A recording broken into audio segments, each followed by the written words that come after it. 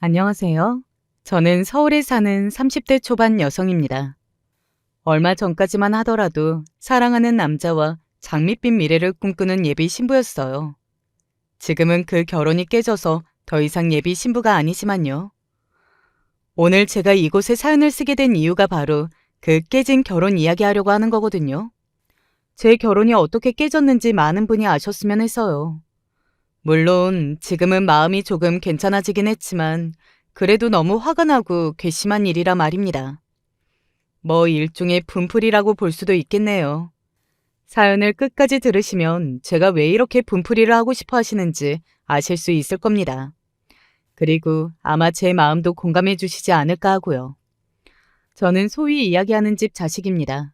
네, 저희 부모님이 돈이 많으세요. 정확하게는 엄마가 돈이 많으십니다. 어디서들 이야기하는 것처럼 대대로 부자였고 뭐 그런 건 아니에요. 저희 부모님은 굉장히 어려운 시기를 수도 없이 많이 거치신 다음 지금의 부를 얻게 되신 거니까 말이죠. 흔히들 이야기하는 자수성가 이런 거에 가깝겠네요. 엄마는 어린 시절부터 돈이나 셈 이런 것에 빠른 사람이라고 했습니다. 이건 외할머니께서 직접 말씀해 주신 거니까 아마 맞을 거예요. 네 엄마가 어린 시절부터 지가 얻은 돈은 손에 꼭 쥐고 아무도 안 주려고 할 때부터 얘가 언젠가 성공하겠구나 했다. 엄마는 가난한 집 맞이였거든요. 그리고 그 시절에는 맞이는 모든 것을 양보하고 희생해야 했습니다. 입는 것도 먹는 것도 그리고 심지어 공부마저 말이죠. 왜 그런 거 있잖아요. 남자 형제들 공부를 더 시키기 위해서 여자 형제들이 공장에 취업하고 그런 거 말입니다.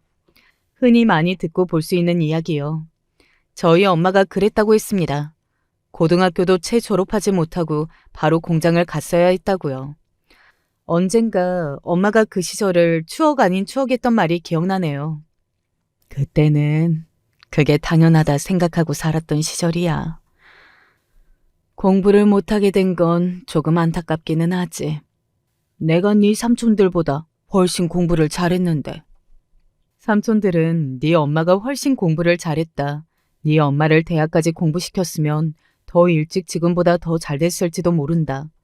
뭐 이런 말을 했던 적이 있었던 것이 어렴풋이 기억나네요. 지금은 삼촌들이랑 얼굴을 보지 않고 살아서 정확히 기억은 나지 않지만 말이죠. 삼촌들과 연락을 끊고 산 것도 엄마의 성공의 이유였습니다. 우선 엄마가 어떻게 성공하셨는지부터 조금 설명을 해드려야 할 것 같네요. 엄마는 정말 악착같이 돈을 벌었다고 했어요. 정말 악착같이 말이죠. 언젠가 그 지긋지긋한 공장에서 벗어나고 싶다는 일념 하나로 말입니다. 그러던 어느 날 당시에는 지금과 같이 비싸지 않았던 경기도의 땅 한 곳을 매입하게 되었다고 했습니다. 상당히 싼 값에 말이죠. 그 땅을 그때 왜 사고 싶다고 생각했는데? 몰라, 감이었어. 거기가 언젠가 뜰 것 같았거든. 서울은 인구도 많고 언젠가 사람들이 다들 경기도로 갈 거라고 생각했으니까. 당시에는 그런 생각을 하고 땅을 매입하는 사람들이 흔하지 않았던 시절이었거든요. 그때부터 그런 생각을 하신 거니 남다른 분위기는 하셨던 것 같아요. 뭐 그러니 지금 그 정도의 부를 만드신 거겠지만요. 오로지 자신의 힘으로 말입니다. 엄마는 부동산 투자로 흔히들 이야기하는 현금 부자가 되셨습니다. 처녀 때부터 조금씩 하시던 걸 아빠와 결혼하고 나서는 본격적으로 시작하셨어요. 아빠가 집에서 살림하고 엄마가 바깥 일을 하는, 지금도 보기 힘들지만 당시에는 더더욱 보기 힘들었던 그런 가족의 형태였습니다. 제가 언젠가 아빠한테 이렇게 물었던 적이 있었어요. 보통 그런 거 남자들은 자존심 상해하잖아. 아빠는 아무렇지도 않았어? 누구든 더 능력 있는 사람이 돈을 버는 건 당연한 일이지. 할머니, 할아버지가 싫어하셨다며. 옛날 분이라 그러신 거지. 그리고 덕분에 너희 할머니, 할아버지도 지금 떵떵거리면서 사시지 않니? 그럼 된 거지. 엄마는 언젠가 자신이 그런 남편을 만난 게 가장 큰 행운이라는 이야기를 하셨던 적이 있어요. 아빠의 내조가 아니었다면 본인이 이렇게까지 성공을 하지는 못했을 거라고 말이죠. 할머니, 할아버지도 솔직히 이야기하면 반대가 심하실 만하기는 했습니다. 엄마는 중졸이었지만 아빠는 그 시절에도 대학까지 나온 사람이었거든요. 그런데 집에서 중졸인 아내를 내조하겠다고 하니 당연히 발칵 뒤집어졌을 수밖에요. 네 할머니가 나 안 본다고 그랬었지. 정말? 그랬던 시절도 있었어? 지금 할머니 모습 보면 상상이 안 되는데. 그러셨었어. 어디 여자가 밖에서 일하고 남자가 살림하게 하느냐고. 그것도 그 시절에 대학 공부까지 다 시킨 아들이 그런다고 하니 뒷목을 잡으실 수밖에. 처음에 할머니 할아버지는 엄마와 아빠를 보지 않고 살겠다, 뭐 그런 선언까지 하셨을 정도라고 했습니다. 그런데 엄마가 저를 낳고 얼마 되지 않아서 아주 큰 돈을 버시게 된 일이 있었고, 그때 할머니 할아버지의 집을 바꿔드렸다고요. 그날 이후로 나한테 별말 없으셨지. 지금 엄마는 세상에서 가장 훌륭한 며느리거든요. 저희 할머니와 할아버지에게 말입니다. 갈 때마다 용돈도 많이 드리지. 그리고 지금 살고 있는 집도 엄마가 사준 집이지. 또 할머니의 옷이나 가방 같은 것들도 언제나 좋고 비싼 것들로 사다 드려서 할머니가 동네 분들에게 가장 부러운 할매로 통한다니까요. 엄마는 이렇게 본인의 시댁과는 사이가 괜찮습니다. 반면 본인의 친정인, 그러니까 저에게는 외가 되는 곳과는 사이가 많이 좋지 않아요. 엄마는 그 이야기를 하는 것을 꺼리셔서 언젠가 제가 아빠한테 물어봤었던 것이 기억이 나네요. 외할머니가 엄마한테 돈을 많이 가져가셨는데 그걸 다 외삼촌들을 준 거였더라고. 외삼촌들이 그전부터 돈으로 사고를 많이 쳐서 엄마가 더 이상 안 준다고 선언을 한 다음이었거든. 그 문제로 크게 다툼이 있고 나서 정과 같지 않아졌지. 저도 기억이 나는 일이 하나 있기는 했거든요. 돈을 그렇게 많이 벌면서 동생들한테 한 푼도 못 내놓는 그 심보가 너무 못됐다는 생각이 안 들어? 그거 준다고 티도 안 날 거면서. 네가 그 돈으로 제대로 산다고 하면 내가 왜 안 줘? 허구한 날 말도 안 되는 사업한다고 설치고 도박한다고 날리고. 그런 돈을 내가 왜 줘야 하느냔 말이야. 아, 이번에는 제대로 산다고 했잖아. 가게 한다고. 너 그 가게 도박장 만들려고 그러는 거 내가 모를 줄 알아? 큰 외삼촌은 엄마가 준 돈으로 여러 번 사업에 실패하고 날마다 술을 마시고 또 그러면서 어울린 질 낮은 사람들과 도박하면서 여러 번 사고를 친 적이 있었거든요. 그래서 엄마가 더는 그런 큰 외삼촌에게 돈을 줄 수 없다고 선언을 한 다음이었고요. 그리고 작은 외삼촌은 도박을 하거나 사업을 한 건 아니었지만 엄마의 돈을 마치 자신의 돈처럼 감사함이 하나도 없이 써댔었습니다. 누나, 돈 좀. 형님, 저 돈 좀 주세요. 정말 틈만 나면 찾아와서 무슨 맡겨둔 돈이 있는 사람들처럼 돈을 달라고 했고 그 돈으로 사치를 일삼았어요. 제대로 된 직장을 가지려는 노력도 하지 않고 말이죠. 엄마가 언젠가 술을 한잔 하시면서 엄청나게 씁쓸한 얼굴로 이렇게 말씀하셨던 게 기억이 나네요. 내가 그렇게 가고 싶어서 매일 밤낮을 울었던 그 대학을 내가 벌어다 준 돈으로 가놓고 어떻게 저렇게 살 수가 있는 건지 나는 정말 이해가 되지 않는다. 어쩌다 저런 인간들이 된 건지. 그렇게 이야기하고 얼마 지나지 않아서 엄마는 외삼촌 둘 다와 연을 끊고 살겠다고 선언하셨고요. 물론 외할머니도 삼촌들도 난리를 쳤지만 엄마의 뜻을 막을 수는 없었어요. 엄마가 그러면 그간 줬던 돈들을 다 내놔라 하고 큰 소리를 치셨거든요. 그 이후로 외할머니에게 야금야금 돈을 가져가는 것을 엄마도 모르지는 않았습니다. 하지만 그 정도는 모르는 척 해주고 계신 걸로 생각해요. 이러나 저러나 엄마의 핏줄들이잖아요. 완전히 끊어낸다는 것은 생각보다 어려운 일일 거라고 생각합니다. 그런 엄마가 자신이 복이 많다고 여기는 부분이 두 개가 있습니다. 첫 번째는 앞서 이야기했다시피 재물복이고 두 번째는 바로 자식복이에요. 저는 맏이고 제 밑으로 여동생이 하나 있거든요. 제 입으로 이런 말을 하기는 조금 민망하기는 하지만 저와 제 동생은 둘 다 어디 내놔도 꿀리지 않는 자식들입니다. 부모님 말씀도 잘 듣고 착하고 또 공부도 잘했고요. 내가 다른 가족 복은 없어도 남편 복, 자식 복은 있는 것 같아. 그리고 저는 언제나 엄마에게 그런 딸이 되고 싶었어요. 엄마를 속상하게 하는 일이 없는 딸 말이죠. 엄마는 사업을 하면서 그렇게 바쁜 와중에도 언제나 자식들을 챙기려고 노력하셨고, 저와 제 동생은 그런 엄마가 얼마나 대단하고 또 그게 얼마나 힘이 드는 것인지 잘하면 잘할수록 깨달았거든요. 저와 제 여동생 둘 다 세상에서 가장 존경하고 대단하다고 생각하는 사람, 딱 한 사람만 꼽으라면 둘 다 엄마를 이야기할 만큼 말입니다. 물론 아빠는 조금 섭섭해 하실 수 있지만 어쩔 수 없어요.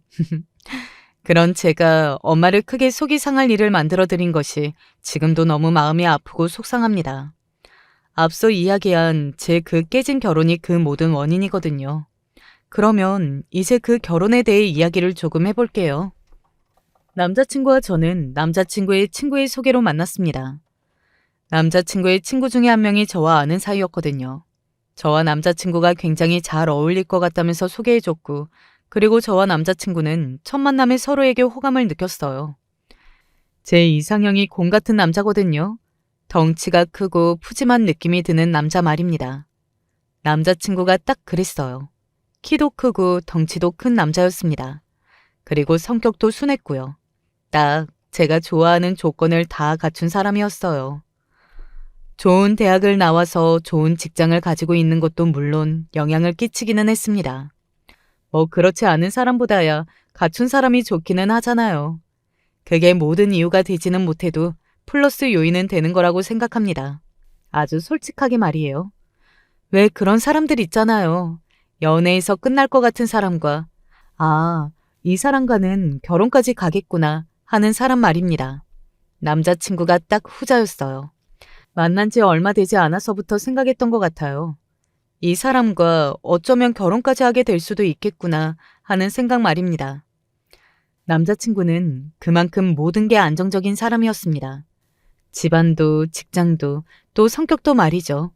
함께 있으면 안정되는 느낌을 받았거든요. 왜 결혼은 그런 사람이랑 하는 거라고들 하잖아요. 사실 그래서 전혀 예상하지 못했습니다.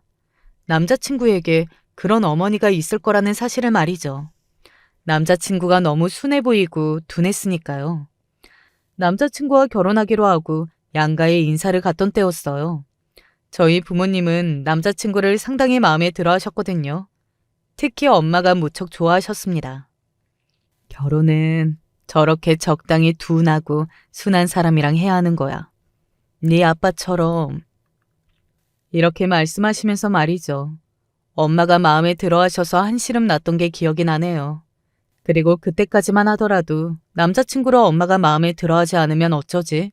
하는 것에 저의 가장 큰 걱정거리였거든요. 하지만 다른 복병이 있었습니다. 우리 아들이 워낙 마음에 들어하니 굳이 반대하지는 않겠지만 나는 우리 아들이 너무 잘났다고 생각해서 아쉽기는 하네. 남자친구의 어머니가 저를 앞에다 두고 그런 이야기를 하셨었거든요. 사실 사람을 앞에다 두고 그런 말을 하는 것이 쉬운 일은 아니잖아요. 그래서 무척 놀랐던 게 기억이 나네요. 그와 동시에 어딘가 쎄하다는 생각도 했고요. 왜 그런 말이 있잖아요. 하나를 보면 열을 안다는 말 말입니다. 그 말이 그때 딱 생각이 났던 것 같아요. 앞으로의 미래가 훤히 보인달까? 나 같으면 결혼 다시 생각해 볼 것 같아. 그 정도요? 오빠가 좋은 사람이잖아. 아무리 남편 될 사람이 좋은 사람이라고 해도 그 가족이 별로면 나는 결혼까지는 안 갈 것 같아. 이러나 저러나 한 가족으로 얼굴 보고 살아야 하는 사람들이잖아. 친구들의 말이 다 맞다는 생각하기는 했지만 그래도 저는 당시의 남자친구를 더 믿었던 것 같아요. 그리고 남자친구를 많이 좋아하기도 했고 말이죠. 지금 와서 돌이켜 생각해보면 그때 그냥 친구들의 말을 듣고 결혼이 더 진행되기 전에 그만뒀어야 했다는 생각이 들기는 합니다. 하지만 뭐 어쩌겠어요. 이미 일어난 일인데요. 남자친구의 어머니는 그것 말고도 거슬르는 게 많았습니다. 어머님이 자수성가하셨다고 들었는데 무슨 일 하시니? 아, 부동산 쪽 일하세요? 아, 중개업? 크게 보면 그렇기는 했습니다. 뭐 일반적으로 이야기하는 중개업 수준은 아니기는 했지만요. 제가 고개를 끄덕이니 남자친구의 어머니의 인상이 어딘가 안 좋아지더군요. 그런데 부동산 중개업도 물론 돈을 잘 버시는 분들은 잘 버신다고 듣기는 했지만 그걸 자수성가라고 할 수 있나? 어딘가 살짝 저희 엄마를 무시하는 것 같은 그 발언에 욱했던 기억이 있지만 저는 어른들 앞에서 말을 막 하는 사람은 아니었거든요. 참았습니다. 재산이 많으시다고 하니 혼수나 예당 같은 거는 잘 준비해 주시겠지. 그렇게 이야기하면서 저를 아래 위로 훑어보던 그 눈빛이 너무 속물 같아서 잊지도 않은 정이 떨어지는 기분이 들었던 것도 같네요. 그런 생각을 많이 했던 것 같습니다. 어떻게 저런 어머니 밑에서 남자친구 같은 아들이 태어나고 자랄 수 있는지 말입니다. 저는 자식은 부모의 거울이라는 말을 믿었던 사람이거든요. 그런데 남자친구를 보니 오히려 그런 부모님이 싫어서 반대로 클 수도 있겠다는 생각이 들었던 것 같아요. 결혼을 준비하면서 정말 온갖 꼴을 다 당했습니다. 결혼식은 여기보다 더 크고 좋은 곳에서 해야 하지 않겠니? 여기도 충분히 크고 화려한데. 아니, 너희 집 볼 게 재산밖에 없는데 사람들한테 그거라도 자랑해야 내 면이 서지 않겠니? 결혼은 너희 둘이서 하는 게 아니라 집안의 큰 행사이기도 하다. 부모의 그런 면 세워주는 것도 해야 하는 거야. 그런 말을 아무렇지 않게 하기도 했고, 그 드레스는 야하지 않니? 사람들이 격 떨어진다고 생각하지 않겠니? 우리 집안 체면을 생각해줘야지. 제가 드레스 맞추는 곳까지 찾아와서는 하나하나 다 간섭을 하셨습니다. 솔직히 너무 싫었어요. 남자친구에게는 괜찮다고 했지만 정말 싫었습니다. 남자친구의 어머니는 남들의 시선을 굉장히 어떻게 보면 병적으로 신경을 쓰시는 분이셨어요. 남들이 어떻게 보겠니? 남들한테 우리 체면은 지켜줘야지. 이런 말을 결혼을 준비하는 내내 정말 수백 번은 들었던 것 같아요. 그 체면을 이유로 저에게 뜯어간 것도 참 많았습니다. 하루는 함께 쇼핑하러 가자고 하더군요. 그래서 별 생각 없이 따라갔었어요. 우리 며느리 될 아기가 사준다고 해서 어느 명품 판매장에 들어가더니 가방 하나를 들고 서서는 저를 보며 그렇게 이야기하더라고요. 정말 많이 당황했던 게 기억이 납니다. 물론 그 가방을 사드릴 정도의 여유가 있기도 했고 돈을 쓰는 것은 별 문제가 아니기는 했지만 그 태도가 너무 뻔뻔하잖아요. 어머, 며느님 분이 엄청나게 능력이 좋으신가 보다. 뭐하니? 결제 안 하고? 그렇게 그날 백화점에 끌려가서 쓴 돈만 1,000만 원이 넘는 것 같아요. 그렇게 돈을 쓰고서도 헤어지는 길에 고맙다는 말 한마디가 없더군요. 오히려 기가 차는 말들을 아무렇지 않게 내뱉었습니다. 아마 들으시는 분들도 기가 차하실 거라는 생각이 드네요. 이건 예단 아닌 거 알지? 네? 그냥 선물이지. 예단은 아니다. 아니, 선물하는 사람의 동의 없이 이렇게 갈취하는 게 어떻게 선물이냐고요. 게다가 제가 그날 산 것들을 예단이라고 생각할까봐 그렇게 선을 긋는 모습에 정말 어이가 없었던 것 같아요. 그래서 저는 더 이상 참지 못하고 그날의 일을 남자친구에게 이야기를 했습니다. 그간은 그냥 괜한 문제 만들고 싶지 않아서 이야기를 안 했는데 이 문제는 짚고 넘어가야 할 것 같아서 나 이런 식이면 결혼 다시 생각해야 될 것 같아. 저의 그 말에 남자친구는 얼굴이 벌겋게 달아올라서는 어찌할 바를 모르더라고요.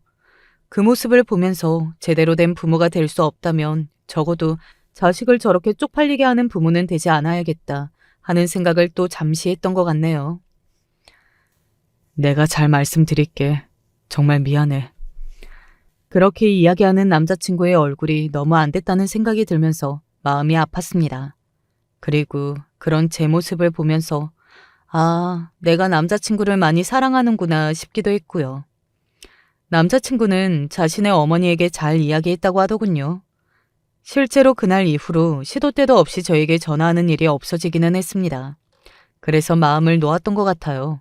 잘 해결이 되었구나 하고 말이죠. 저는 몰랐던 겁니다.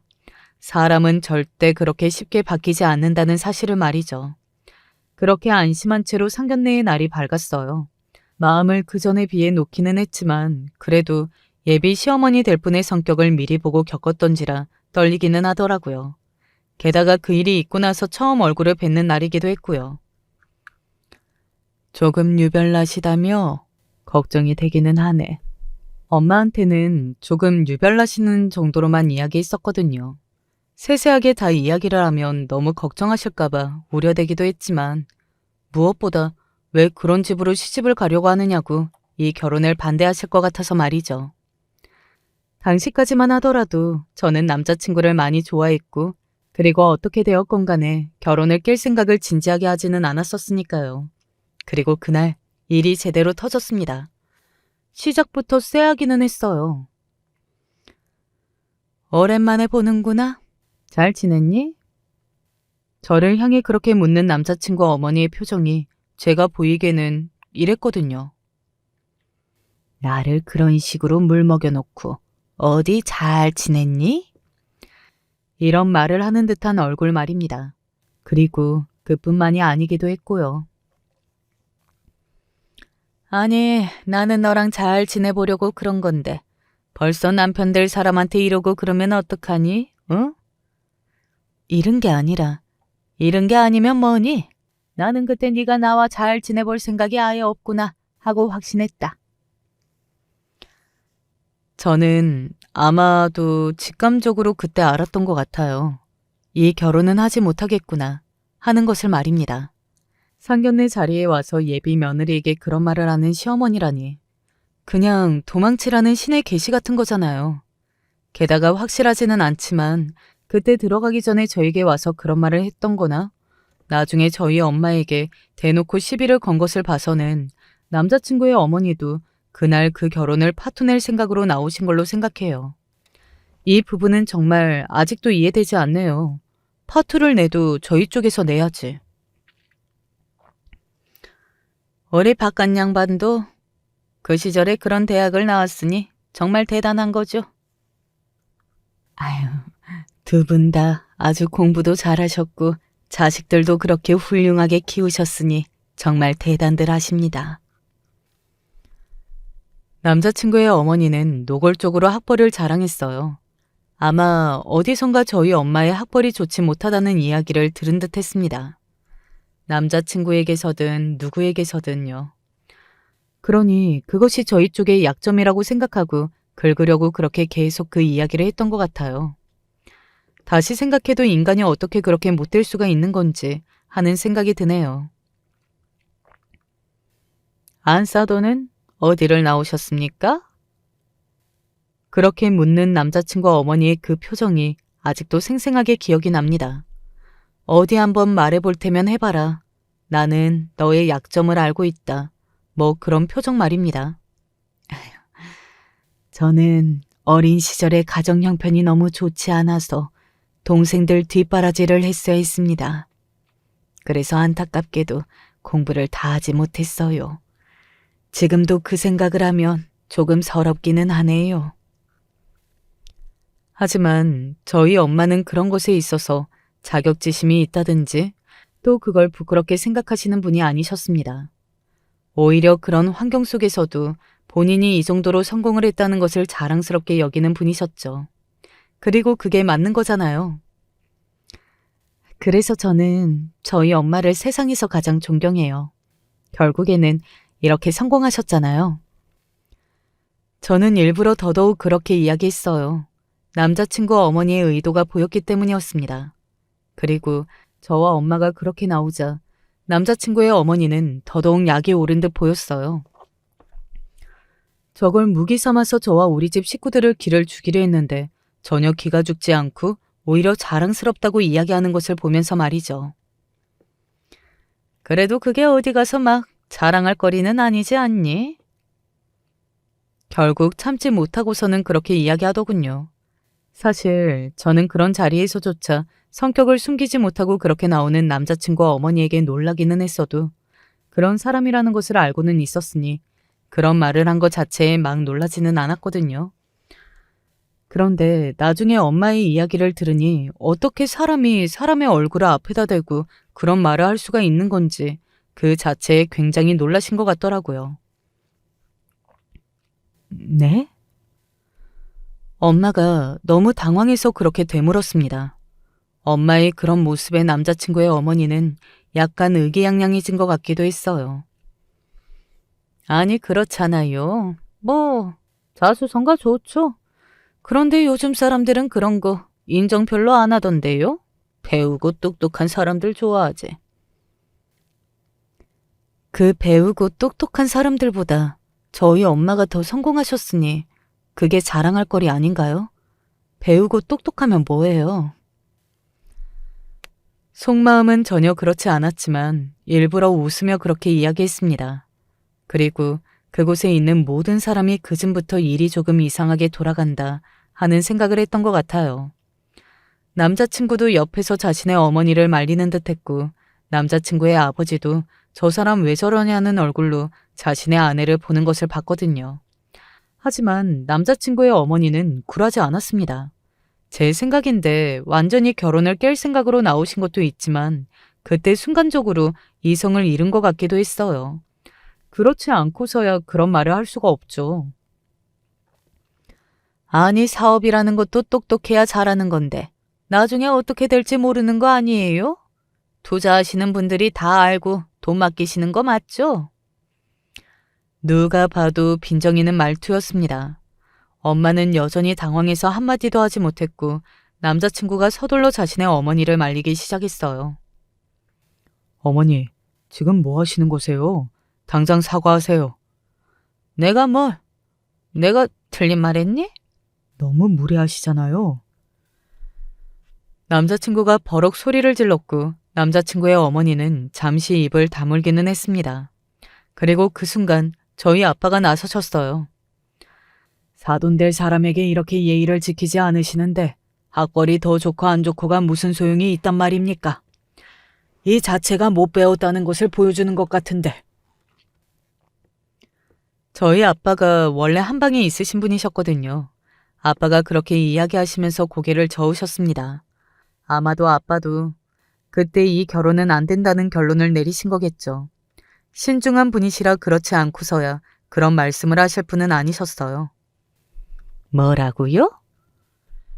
그리고 그런 저희 아빠의 말에 남자친구의 어머니가 굉장히 분개했습니다. 지금 생각해도 어이가 없네요.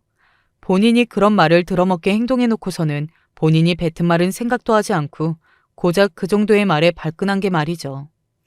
아마 전곡을 찔려서 더 그랬던 거라고 생각은 하지만요. 사업을 제대로 하시는 건 맞아요? 글을 읽을 줄 아시냐고요? 아니, 아무리 엄마가 공부를 끝까지 마치지 못했다고는 하나 글도 못 읽는 중졸이 세상 천지에 어디 있겠어요. 그냥 기분 나빠지라고 아무 말이나 막 뱉는 수준이었습니다. 남자친구의 아버지도 그때 나서더군요. 그만두지 못해! 라고 소리를 치셨습니다. 남자친구의 어머니는 그 순간 정신이 들어온 듯 조금 당황스러운 얼굴을 하기는 했던 것 같아요. 하지만 여전히 사과는 바로 하지 않더군요. 속으로 우리 가족을 그리고 우리 엄마를 얼마나 무시하고 있는지 단번에 알 수 있는 부분이었습니다. 속으로 그렇게 생각하고 있으니 절대 사과를 할 수 없었겠죠. 너무 죄송합니다. 남자친구가 굉장히 당황스러운 얼굴로 벌떡 일어나서 저희 부모님을 향해 꾸벅 인사를 했어요. 그러든가 말든가 저는 그 결혼을 깨야겠다는 생각만 머릿속에 가득했지만 말입니다. 네가 사과를 왜 해? 네가 고개를 왜 숙여? 남자친구의 어머니는 그 와중에도 자기 아들이 우리 가족을 향해 고개를 숙였다는 것 자체에 또 욱한 것 같더라고요. 정말 어지간한 인간이죠. 그 당시에도 그랬지만 다시 생각해도 너무 어이없어서 웃음이 나올 지경이네요. 이 결혼은 없던 걸로 하죠. 그리고 적반하장도 유분수라고 그 말을 먼저 꺼낸 사람도 남자친구의 어머니였습니다. 바라던 바네요. 없던 걸로 하죠. 엄마가 재빨리 대답했습니다. 조상신이 도운 것 같네요. 식 올리기 전에 우리 딸 구출할 수 있게 되어서. 뭐라고요? 구출? 당신 딸이 우리 아들 같은 남자 어디서 또 만날 수 있을 것 같아? 이래서 돈 좀 벌었다는 못 배워먹은 사람들은 상종하면 안 되는 거야. 자기 주제도 모르고 뭐라도 된 것처럼 나대니까. 이제 막 내뱉더군요. 그 입 닥치지 못해? 어머니, 그만 좀 하세요. 남자친구의 아버지와 남자친구가 안 됐다는 생각을 잠시 했던 것도 같네요. 그런 어머니와 아내를 둔 것을 말입니다. 남자친구의 어머니는 그 말을 듣고서도 입을 앙 다물기만 할 뿐 고집 있게 우리 식구를 바라봤고요. 이만 일어나자. 이제 더 볼 일 없는 사람들인데 기분 나쁘게 이런 말 듣고 있지 말고 너도 일어나고 당신도 이만 일어나요. 아빠가 그렇게 이야기하면서 일어섰습니다. 그리고 엄마도 자리에서 일어났어요. 저는 너무 억울하더라고요. 그런 말을 듣고 그냥 그대로 일어서는 것이 말입니다. 결혼도 깨는 마당에 더 이상 눈치 볼 필요도 없었고요. 그래서 하고 싶은 말을 다 했습니다. 당신 같은 사람보다 우리 엄마가 훨씬 잘나고 훌륭한 사람이에요. 뭐? 너 지금 말 다 했어? 당신 같은 사람? 이게 어른한테? 어른이 어른다워야 대접을 해주지. 당신은 어른이 아니잖아요. 야, 이게 진짜 미쳤나? 공부 더 했으면 뭐래? 이렇게 막대먹고 인간이 못된 어른인데. 남자친구의 어머니가 너무 화가 난 듯 야 하고 소리를 지르며 저에게 달려들었던 그때였습니다. 갑자기 저희가 있는 방문이 드르륵 하는 소리를 내며 열렸어요. 그리고 밖에 있는 사람이 그 안으로 인사를 하고서는 들어왔습니다. 아이고, 장 회장님, 저희 식당에 오시면 오신다고 미리 말씀을 해주시죠. 그러면 저희가 더 신경 썼을 텐데요. 그 식당의 사장으로 보이는 듯한 남자였습니다. 아마 엄마를 일로 아는 것 같았어요. 엄마가 굉장히 당황하고 놀라시더라고요. 아마 그런 모습을 보인 것이 조금 그러시긴 하셨을 거라고 생각합니다. 아무리 저희가 잘못한 게 없어도 말이죠. 장 회장님 오시는 줄 알았으면 가게를 비워드렸을 텐데. 아이고, 그러실 필요 없습니다. 그리고 이제 일어날 건데요, 뭐. 벌써요? 상견례 자리라고 들었는데. 네, 이야기가 다 끝나서요. 그렇게 말하는 엄마의 표정이 좋지는 않았습니다. 뭐 결혼이 파토가 났으니 당연한 거였겠죠. 그리고 나중에 들은 사실인데 엄마는 제 결혼이 그런 식으로 파토가 난 것을 숨기고 싶어 하시는 마음도 조금 있으셨다고 하더라고요. 어쨌든 파혼인데 아직까지 우리 사회에서는 파혼한 여자를 좋게 보지는 않으니까요. 사장은 앞에 이야기를 못 들은 것처럼 남자친구의 어머니를 보면서 이렇게 이야기했습니다.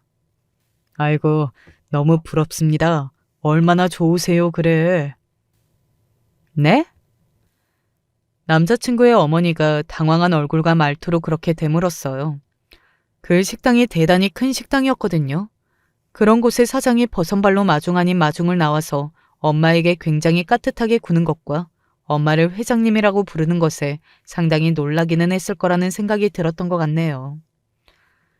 장 회장님네랑 사돈 맺고 싶어하는 사람들만 강남 바닥에 한 트럭이 넘잖아요.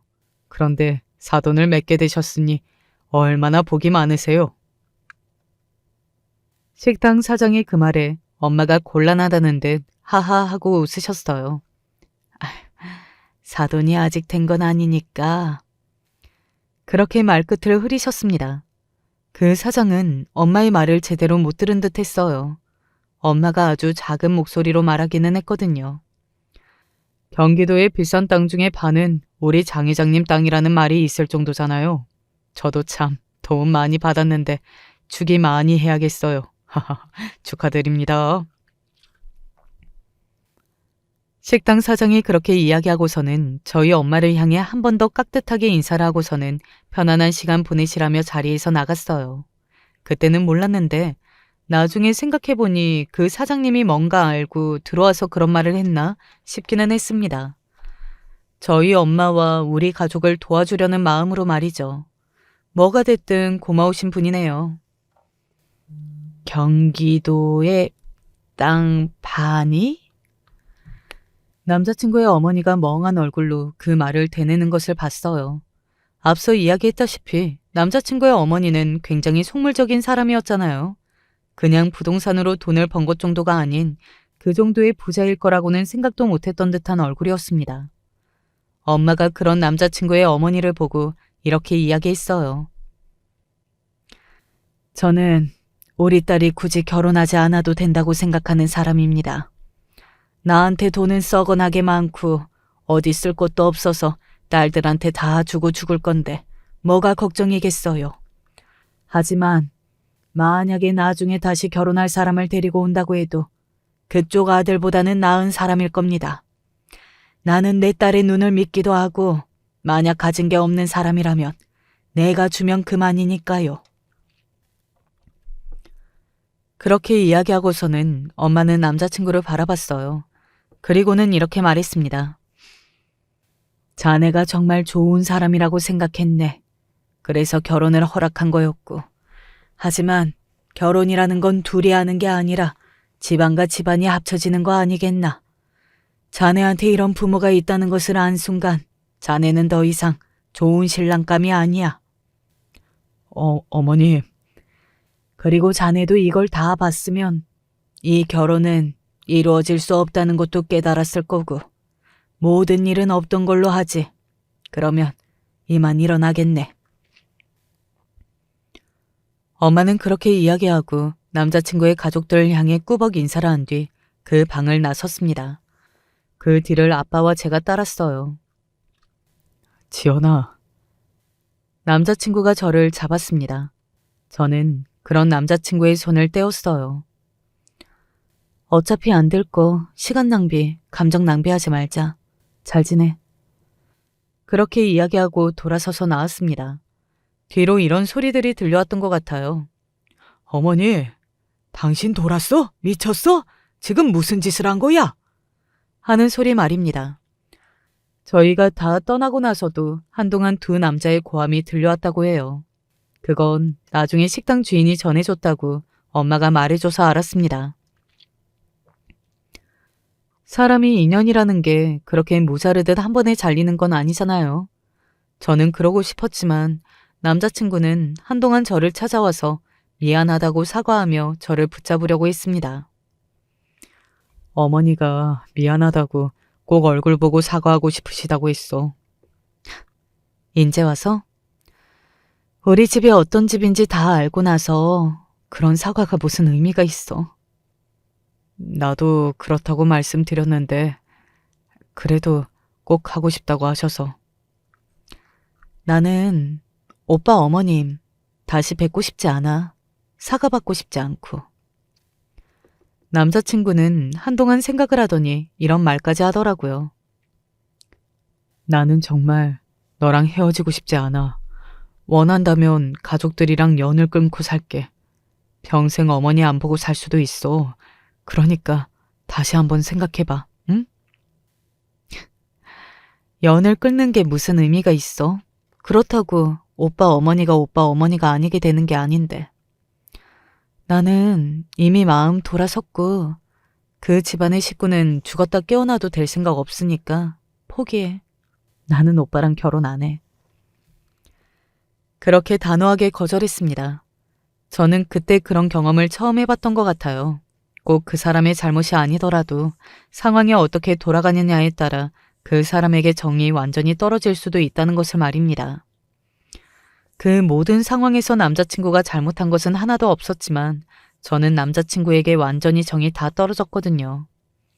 남자친구는 자신의 어머니가 아버지에게 크게 혼이 났다며 어머니도 이제 정신을 차리시고 반성을 하셨을 거라 했지만 그 말 자체도 저는 그냥 남자친구가 자신의 가족의 편을 드는 것 같이 느껴졌습니다. 친구들도 똑같이 말하더군요. 그렇게 이야기한다는 것 자체가 자기 엄마 편을 들고 있는 거야. 연을 끊어? 절대 못 끊는다고 본다. 내 말이 그 일이 있은 지 며칠이나 지났다고 찾아와서 자기 엄마가 반성했다 혼이 났다. 뭐 그런 소리를 하느냐고. 그런 말 없이 그냥 무릎을 꿇고 사과를 해도 모자라 판국에. 친구들의 그 모든 말이 머리와 가슴에 팍팍 꽂히더라고요. 그리고 그런 생각을 했던 것 같아요. 사실 남자친구도 제가 여태 봐왔던 모습 뒤에 자기 엄마와 같은 모습이 숨겨져 있을 수도 있겠다는 생각 말입니다. 설사 그게 아니더라도 제가 이미 그런 생각을 시작했는데 어떻게 다시 결혼을 할 수 있겠어요. 결혼식장과 모든 혼수 예당 같은 것들을 취소했습니다. 그 과정에서 한 가지 사실을 알게 되었어요. 니들 결혼하면 주려고 내가 서프라이즈 선물로 준비해둔 아파트다. 어차피 너 주려고 사둔 거니까 이건 그냥 네가 알아서 해. 엄마가 저와 남자친구를 위해 강남의 고급 빌라를 매입해 두셨다는 것을 말입니다. 이 사실을 알게 되면 남자친구의 어머니가 정말 땅을 치다 못해 우시겠구나 하는 생각이 들어서 혼자 조금 쌤통이었던 것 같네요. 찾아온 것은 남자친구뿐만이 아니기는 했습니다. 남자친구의 어머니도 저를 찾아오셨거든요. 제가 연락을 받지 않자 저희 회사로 저를 보러 오셨더라고요. 이렇게 찾아오시는 건 너무 무례한 행동 같은데요. 정말 막무가내인 사람이구나 하는 생각을 하며 그렇게 이야기했습니다. 그런데 돌아온 반응이 이랬어요. 미안하구나. 그런데 이렇게 하지 않으면 네가 만나줄 것 같지 않아서. 왜 상견례 날 저희 아빠한테 무례하다는 이야기를 듣고 나서 길길이 날뛰었잖아요. 그런데 저한테 그 말을 듣고서도 고개를 숙이는 남자친구의 어머니를 보면서 정말 그 속마음이 빤히 다 읽혀서 치가 떨렸던 것 같네요. 그리고 이런 생각도 들었습니다. 당시에는 어떤 분노 조절 장애 같은 게 있는 게 아닐까 하는 생각도 했었거든요. 그래서 순간적으로 무례하다는 말을 듣고 참지 못해서 말을 막 한 게 아닐까 하는 생각 말입니다. 그런데 아니었더군요. 저희 아빠보다 한참이나 어린 제가 하는 말은 또 참을 수 있었던 것을 보면 말이죠. 조절할 수 있고 참을 수 있는 사람이 그날은 참지 않았던 겁니다. 우리 가족을 뼛속까지 무시했으니까요. 이미 오빠랑은 이야기 끝냈는데요. 제가 경멸 어린 표정을 숨기지 않으며 그렇게 이야기했습니다. 우리 애는 아직도 너를 많이 사랑한다. 못난 엄마 때문에 사랑하는 여자를 놓치게 되면 나중에 나를 얼마나 많이 원망하겠니. 그 생각을 하니 내가 너무 잘못했다는 것도 알겠고 너무 반성되더구나. 제발 한 번만 용서해다오. 저는 그럴 생각 없으니 돌아가세요. 왜 그때는 그런 생각을 못 하시고 이제 그런 생각을 하셨나 모르겠네. 제 그 말에 아무 말 없이 저를 바라보더군요. 제가 말을 덧붙였습니다. 우리 집이 부자가 아니었어도 이렇게 저한테 고개를 숙이셨을까요? 저는 그런 사람이랑 한 가족이 될 생각은 추워도 없습니다. 그니까 소용없는 짓 하지 말고 돌아가세요. 네가 원한다면 나랑 연을 끊고 살아도 된다. 그러니까 저는 오빠한테도 이미 정 다 떨어졌어요. 그런 부모를 뒀다는 이유 하나만으로 사람한테 오만 정이 다 떨어질 수 있는 거더라고요. 제 그 말에 남자친구의 어머니는 저를 빤히 바라봤고 저는 마지막으로 이 말을 했습니다. 제가 이제는 더 이상 오빠를 사랑하지 않는데 왜 오빠랑 결혼해야 하는 거죠? 오빠나 어머니를 용서하고 말고를 떠나 그냥 저는 이제 더 이상 오빠와 결혼할 마음이 없어요. 그니까 돌아가세요. 어딘가 굉장히 절망하는 것 같은 얼굴을 하는 남자친구의 어머니를 보고 굉장히 통쾌하다고 생각했던 것 같습니다. 그리고 그 이후로 남자친구든 남자친구의 어머니든 더 이상 저를 찾아오는 일은 없었어요. 물론 그 뒤로도 남자친구에게서는 몇 번의 연락이 더 있기는 했지만 말입니다. 그리고 얼마 뒤에 들은 소식은 남자친구의 어머니가 저희 엄마의 재산 규모를 어디선가 듣고 나서 모임에서 쓰러졌다는 이야기였어요. 그냥 그 자리에서 까무러치듯 쓰러지던데? 얼마나 배가 아프고 얼마나 속이 뒤집히며 사람이 쓰러지냐? 그걸 보는데 그 자리에 있던 너희 이야기하는 사람들은 자기가 다 속이 시원했다고 하더라. 네가 그 장면을 봤었어야 했다고. 그 이야기만 들어도 남자친구와 어머니의 성격을 알 수 있지 않나요? 분에 못 이겨서 쓰러지는 사람이 흔하지는 않잖아요. 적어도 저는 주변에 그런 사람이 없어서 정말 놀랐던 것 같아요. 사람이 그런 이유로도 쓰러질 수 있구나 싶어서 말입니다.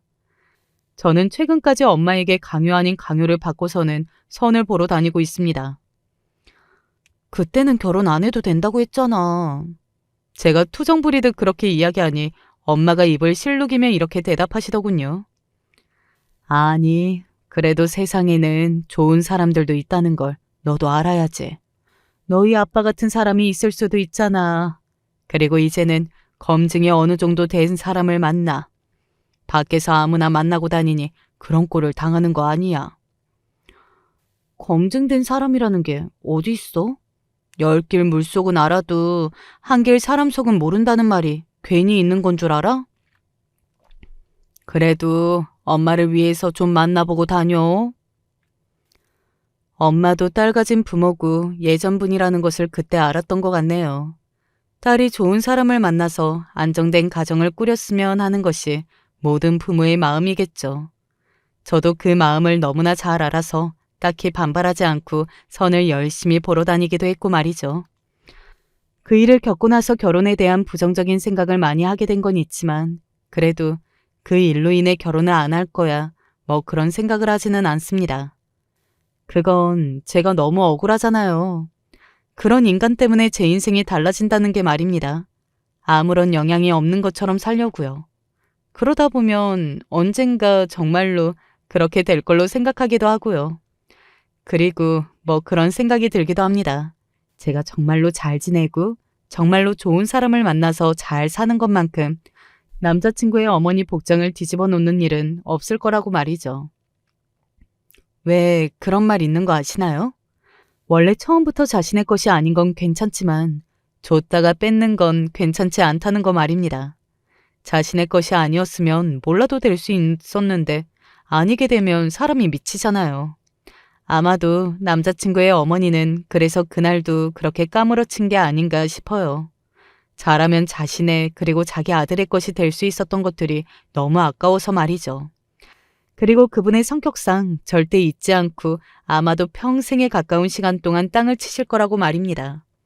그러니 저는 더더욱 행복하게 살아야 하는 거고요. 그리고 실제로 저는 잘 지내고 있습니다. 주변에서는 파혼했다는 소리를 듣고서 다들 조심스럽게 저를 대하는데 저는 그런 일이 있었나 싶을 정도로 아무렇지도 않아요.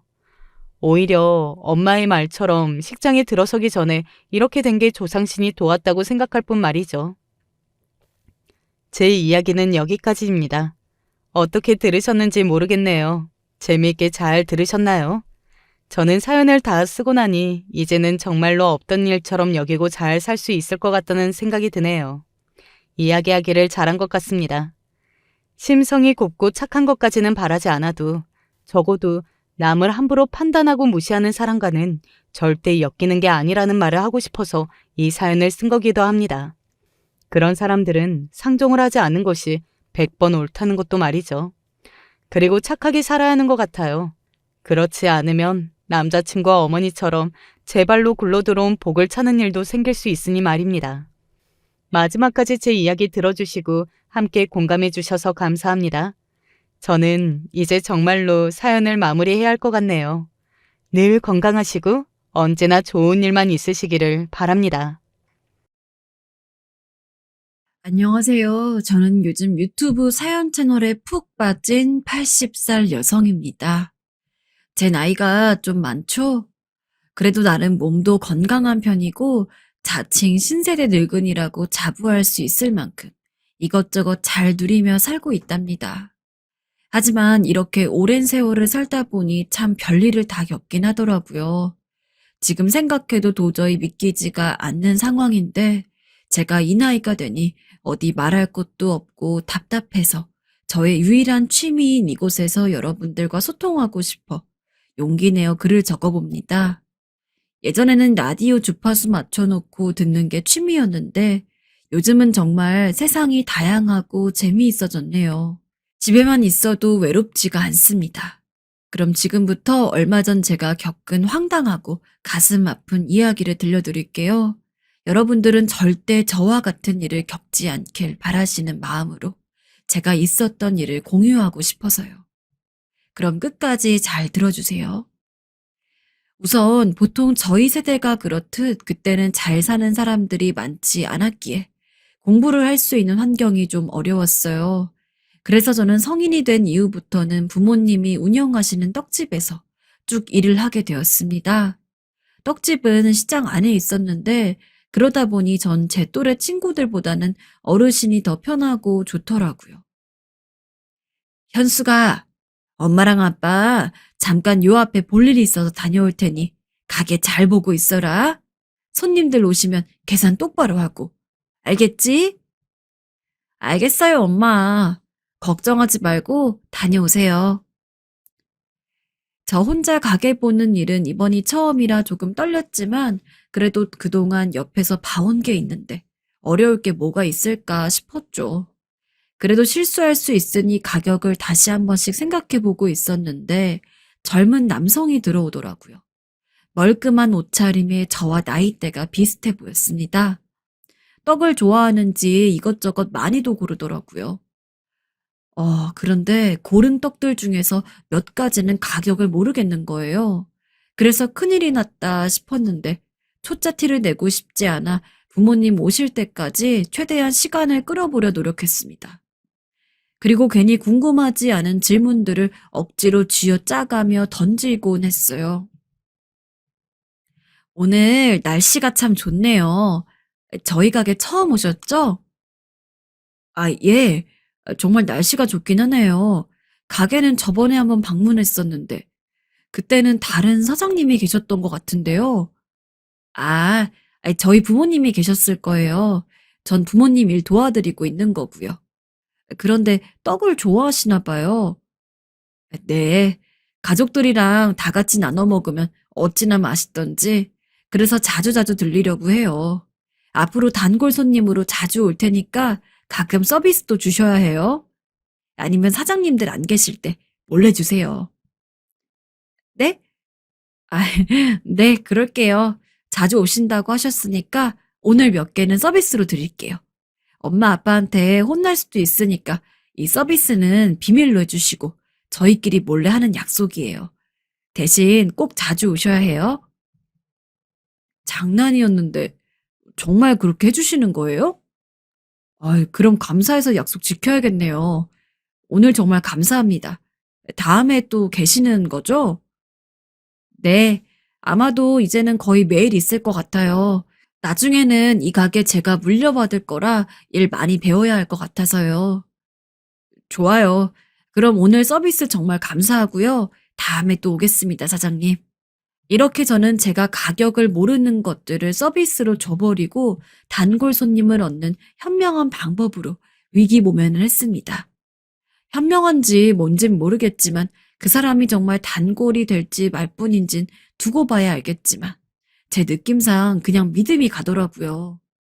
이렇게 저는 떡을 서비스로 공짜로 줬다는 사실을 들키지 않은 채 잘 지나갈 수 있었습니다. 그런데 다음날 정말 어제 왔던 그 손님이 또 온 거죠. 마음속으로 어제 사갔던 떡의 약이 꽤 될 텐데 벌써 다 먹었나 싶었습니다. 어서 오세요. 어머, 정말 바로 또 오셨네요. 떡 아직 남지 않으셨어요? 저랑 한 약속 때문에 억지로 오신 건 아니겠죠? 에이, 무슨 소리예요. 억지라뇨. 또 먹고 싶어서 온 겁니다. 정말 맛있더라고요. 다른 것들도 더 사가서 맛봐야겠어요. 저기 꿀떡도 맛있겠네요. 꿀떡이랑 이 앞에 떡 주세요. 입맛에 맞으신다니 다행이네요. 잘 됐네요. 그럼 이 떡들도 입맛에 맞으실 거예요. 저희 가게에서 반응이 좋은 떡들이거든요. 그런데 그때였어요. 저희 엄마가 들어오셨습니다. 어머, 현숙이 지인분이시니? 가게에서 몇 번 뵌 손님 같은데? 에이, 엄마 아니야. 어제 엄마랑 아빠 일 보러 나갔을 때 오셔서 많이 사가셨거든. 그래서 이것저것 이야기 몇 번 나눈 것 뿐이야. 사실 우리 가게 자주 오실 것 같아서 내가 어제 서비스도 드렸거든. 그랬구나. 역시 우리 딸 잘했네. 엄마 아빠보다 운영을 더 잘하고 있는걸? 맞아요, 사장님. 따님이 얼굴만 예쁘신 게 아니라 친절하시기까지 하시던걸요. 그래서 제가 단골하려고요. 어머, 잘생긴 총각이 말도 예쁘게 하시네요. 우리 딸하고 잘 어울릴 것 같은데. 혹시 실례지만 여자친구 있어요? 아, 엄마, 무슨 소리야. 어제 처음 뵌 분인데. 죄송해요. 저희 엄마가 원래 장난이 많으셔요. 아니에요. 저 기분 하나도 안 나빠요. 그리고 저 여자친구 없습니다. 오늘은 그럼 이것만 가지고 가볼게요. 잘 먹겠습니다. 아이고, 이거 하나 더 가져가요. 우리 딸 예쁘게 봐주니까 내가 다 기분이 좋네. 이거 그럼 맛있게 드시고 지나가다 자주 들려요. 내가 앞으로도 잘 챙겨줄게요, 총각. 네, 그럼 가보겠습니다. 안녕히 계세요. 저희 엄마는 무척 그 남자를 좋아한 듯 싶었습니다. 이렇게 남자는 오늘도 내일도 그 다음 날도 정말 자주 찾아왔어요. 전 속으로 정말 기분이 좋았어요. 시장에서 그 남자를 볼 때마다 괜히 기분이 좋아지고 웃음꽃이 피었거든요. 그러다가 정말 자연스레 말도 놓고 하면서 은근슬쩍 연인 사이로 발전하게 되었습니다. 특히 부모님도 너무 좋아하시니 더욱 잘 만나보고 싶더라고요. 그러던 어느 날 여느 때와 다를 거 없는 보통의 하루였습니다. 하지만 폭탄 같은 일이 떨어진 하루였죠. 갑자기 체한 기분이 들면서 속이 울렁거리더라고요. 어제 뭘 잘못 먹었나 싶었습니다. 하지만 테스트기를 하고 난 후에야 제가 임신을 했다는 걸 알게 되었죠. 저희가 잘 만나고 있는 건 맞지만 결혼이라는 말은 서로 한 번도 해본 적이 없는데 솔직히 큰일이 났구나 싶었습니다. 남자친구인 연복 씨가 이 사실을 어떻게 받아들일지 감도 안 오고 그땐 정말 무서웠어요. 그래도 용기를 내어 부모님보다 남자친구에게 먼저 이 사실을 알렸습니다. 오빠, 나 요즘 몸이 좀 안 좋길래 이상하다 싶었거든? 그런데 단순히 아픈 게 아니라 임신이래. 우리 어쩌지? 아직 부모님께 말씀도 못 드렸어. 무서워. 정말? 정말 임신이라고? 응, 나도 놀랬어. 오빠 어떻게 하고 싶어? 무슨 소리야? 고민할 게 뭐 있어? 응? 그치? 우린 아직 준비도 안 됐고, 정말 잘 됐다. 이참에 결혼하자, 현수가. 뭐라고? 오빠 지금 결혼이라고 말한 거야? 정말? 당연하지. 우리 예쁜 현숙이 닮은 자식이 생겼는데 서둘러야지. 어차피 난 너랑 결혼할 생각이었거든. 그러니 이제 맘 편히 가져, 현수가. 같이 예쁘게 잘 살아보자. 부모님께도 같이 말씀드리고. 솔직히 겁나고 떨렸는데 남자친구가 그리 말해주니 너무 감동적이었고 내가 사람 하나는 제대로 사귀었구나 하는 생각이 들었습니다.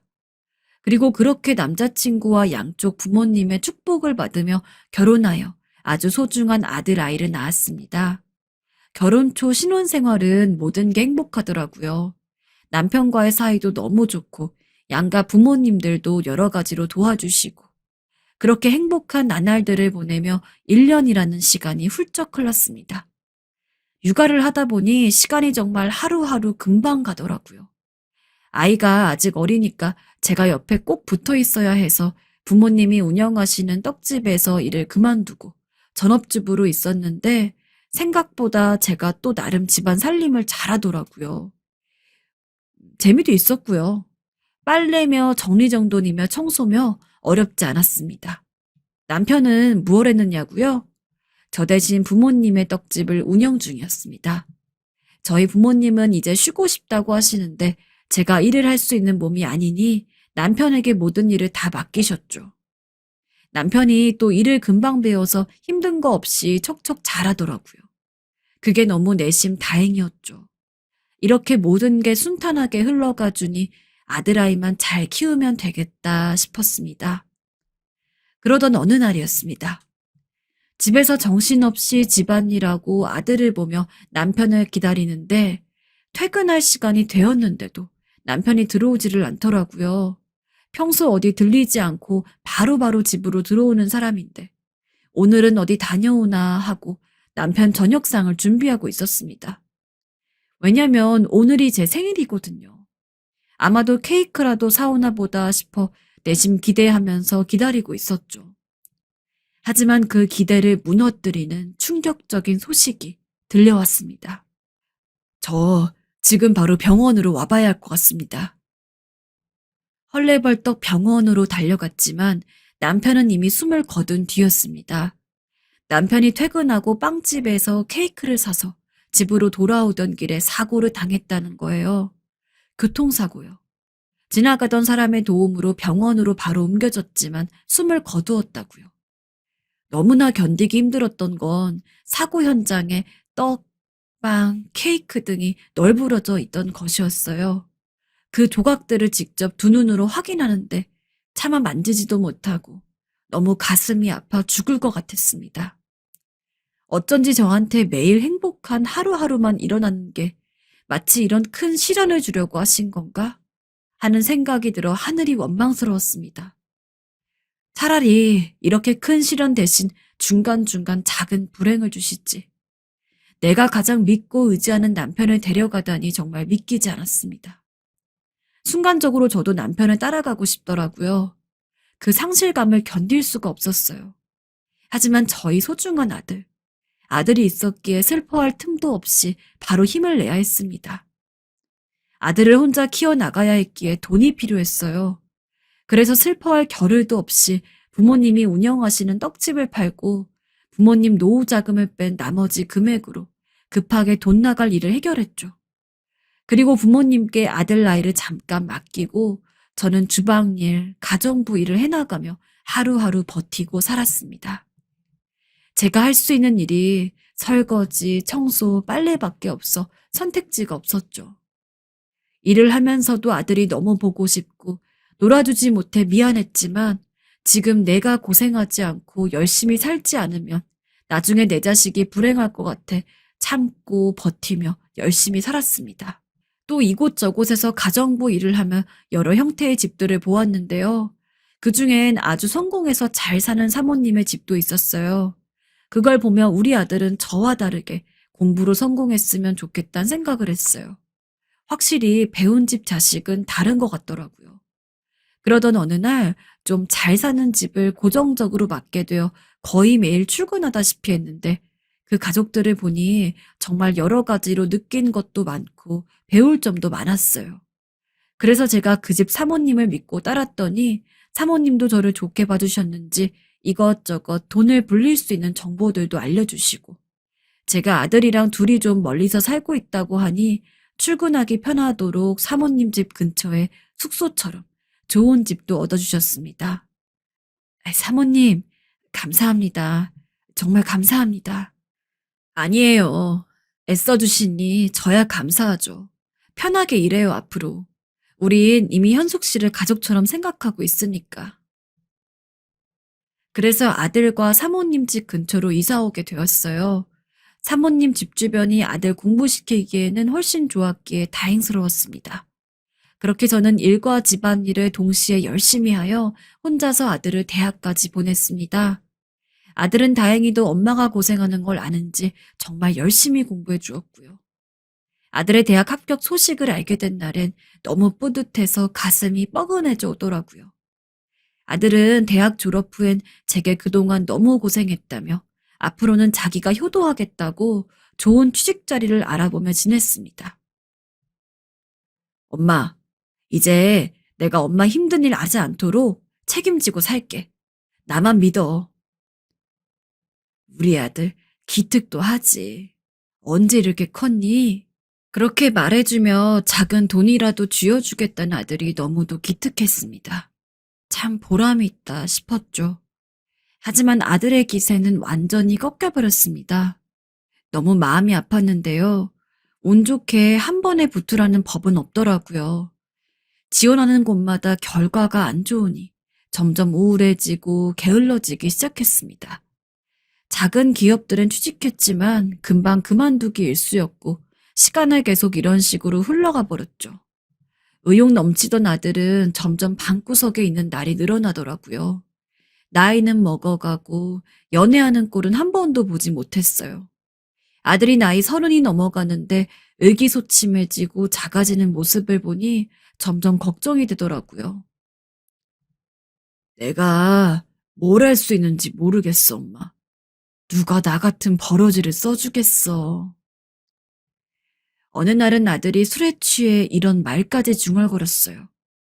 그러다가 제게 좋은 방법이 떠올랐어요. 저희 아들이 공부를 제법 잘했거든요.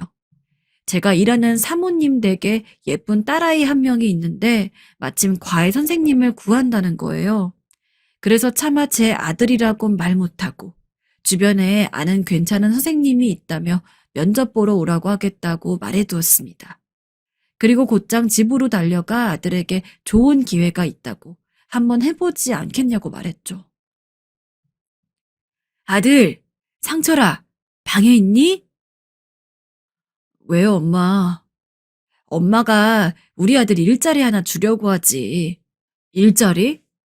뭔데 그래. 나 또 불합격할 게 뻔할 텐데. 됐어. 아니야. 이번에 면접 한 번만 잘 보면 월급 걱정 안 해도 돼, 아들. 엄마가 일하는 여기 부잣집 사모님 댁 알지? 거기에 사모님 딸이 있는데 이번에 과외 선생님을 구한다네.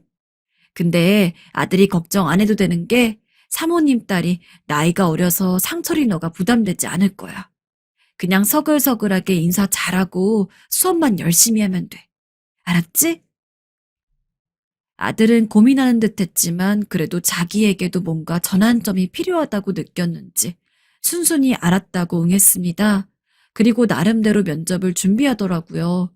그 다음날 사모님께 오늘 오후 2시에 면접 보기로 한 학생이라고 소개시켜드리고 전 빠져 있었습니다. 아들은 면접 합격을 위해 집에서 입는 옷들 중 가장 깔끔한 것들을 골라 잘 입고 왔고요.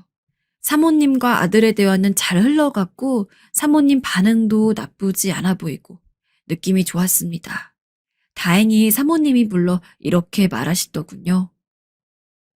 선생님, 이번 주부터 나오실 거예요. 어디서 이런 학생을 알았어요? 우리 유정이 맘 놓고 맡겨도 되겠더라고. 앞으로 자주 마주칠 거니까 두 분 서로 편하게 인사하면 돼요. 아시겠죠? 예, 마음에 드신다니 다행이에요, 사모님. 선생님, 그럼 잘 부탁드립니다. 필요한 거 있으시면 언제든 제게 말씀해 주세요. 이렇게 남몰래 아들을 취업시켜 우리 모자는 한 집에서 일을 하게 되었습니다. 아들은 이제야 다시 활기를 되찾더라고요. 아들이 여자랑 대화하는 꼴을 본 적도 없어 걱정했는데 처음엔 과외 학생을 어색해하더니 나름 친절하고 매너 있게 잘 행동하더라고요. 또 수업도 열심히 해주었고요.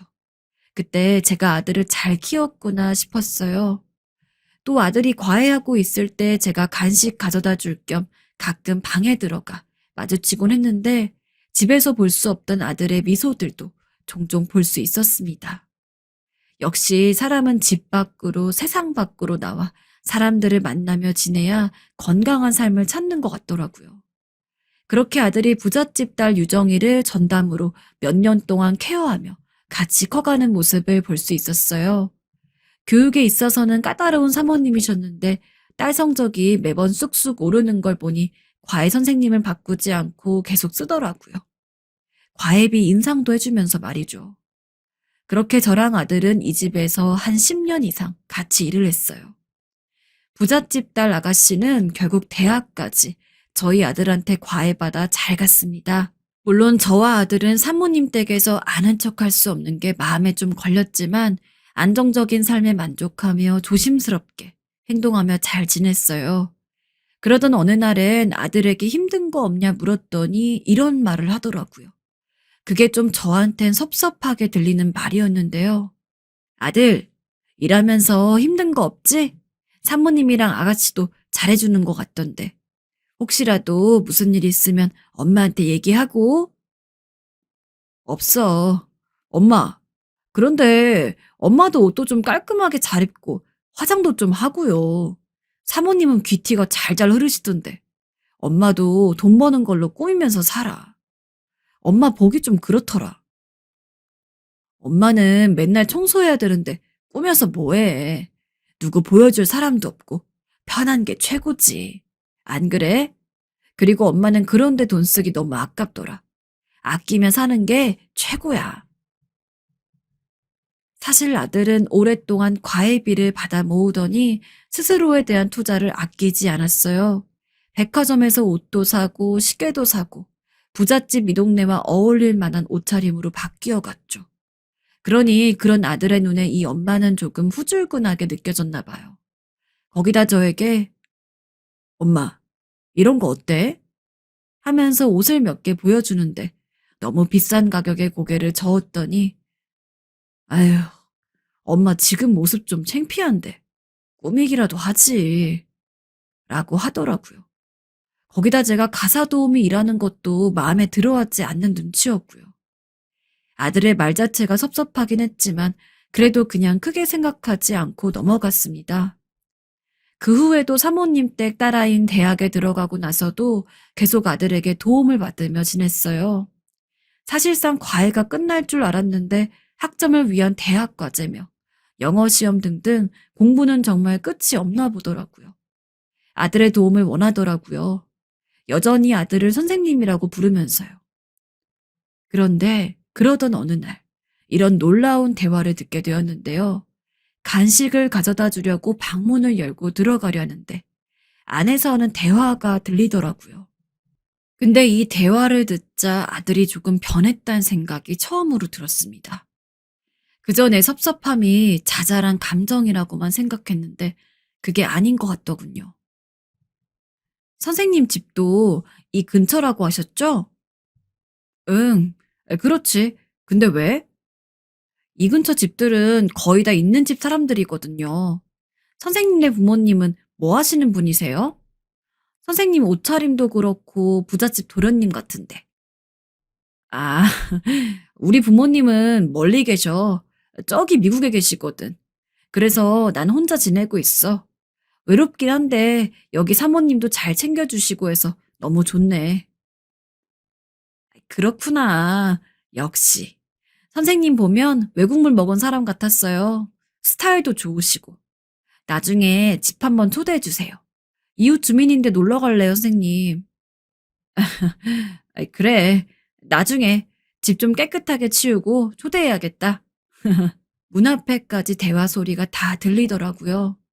내가 같이 살고 있는데 미국에 있다고 거짓말하는 아들을 보니 엄마가 이렇게 돈 벌고 일하는 게 부끄럽나 보다 하는 생각이 얼핏 스쳤습니다. 어차피 여기서 일하는 가정부가 엄마라고 소개할 수도 없는 상황이었기 때문에 그냥 넘어갔지요. 서운해해서 뭐 하겠어요. 아들도 어쩔 수 없는 걸요.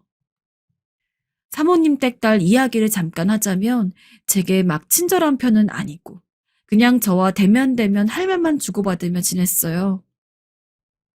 낯을 좀 가리는 성격이라 그런지 사람에게 쉽게 마음을 내주지 않더라고요. 그래서 과외 선생님도 마음에 들면 쭉 한 사람으로 굳이 바꾸지 않고 가는 것 같았고요. 저도 뭐 딱히 아가씨와는 할 말이 많진 않아서 불만 없이 지냈습니다. 사이가 나쁜 건 또 아니니까요. 하지만 그러던 어느 날 그 애가 저한테 괜한 말을 하는 사건이 생겼습니다. 맛있겠다. 선생님도 이거 드시면서 하세요. 저도 일단 먹고 공부할래요. 잠깐만. 이게 뭐야? 맛이 왜 이래? 선생님, 이거 음식 상한 것 같지 않아요? 아줌마! 이모! 네, 아가씨. 무슨 일 있으세요? 아니, 이거 콩물 좀 상한 것 같지 않아요? 한번 드셔보세요. 저 먹다가 지금 뱉었어요. 아, 뭐예요, 진짜. 그럴 리가. 제가 한번 맛을. 아, 그러네요. 여름이라 금방 상했나 봐요. 죄송해요. 괜찮으세요? 제가 얼른 다른 걸로 다시 사올게요. 됐어요. 이거 저만 먹었으니 다행이지. 선생님까지 먹었어 봐요. 저희 둘 다 병원 실려가면 책임지실 거예요? 선생님, 그쵸? 아, 네. 앞으로 주의 좀 해주세요. 일단 간식은 치워주시고요. 유정아, 얼른 이거 과제 해야지. 저희 수업할게요. 나가보세요. 네, 알겠습니다. 솔직히 제가 잘못한 건 맞지만 아들 앞에서 저를 되바라지게 무시하는데 기분이 팍 상하더군요. 거기다 계속 주저리 저를 공격하는 말을 해대더라고요. 아니, 요새 이모가 좀 이상해요, 선생님. 자꾸 이런저런 실수들을 하시네? 아, 짜증나게. 선생님, 저 오늘 기분 안 좋아서 수업 그만할래요. 나가서 맛있는 거 사주세요. 네? 음, 알았어. 그래, 나가서 먹자, 나가서. 내가 사줄게. 그렇게 아들은 아가씨를 겨우 데리고 나갔고, 그제야 전 비로소 혼자 있을 수 있게 되었습니다. 그런데 아들이 그 집 딸과 점점 친해지는 모습이 보였어요. 어렸을 때부터 봐온 사이라 그런가 나이 차이가 많이 나는데도 불구하고 아들을 편하게 생각하고 좋아하는 모습을 보이더라고요. 아들도 평소 귀가가 늦은 적이 없었는데 어느 순간부터는 늦게 집으로 들어오더라고요. 그리고 어느 날엔 갑자기 집에 들어와 청소를 하기 시작했습니다. 엄마, 내일 몇 시에 나갈 거야? 음, 아침 8시쯤 나가지. 왜? 그럼 몇 시에 들어올 건데? 내일은 아마 좀 늦을 것 같아. 사모님이 저녁에 같이 장 보러 가자고 하셔서. 그래? 그럼 내일 친구 잠깐 놀러 와도 되지?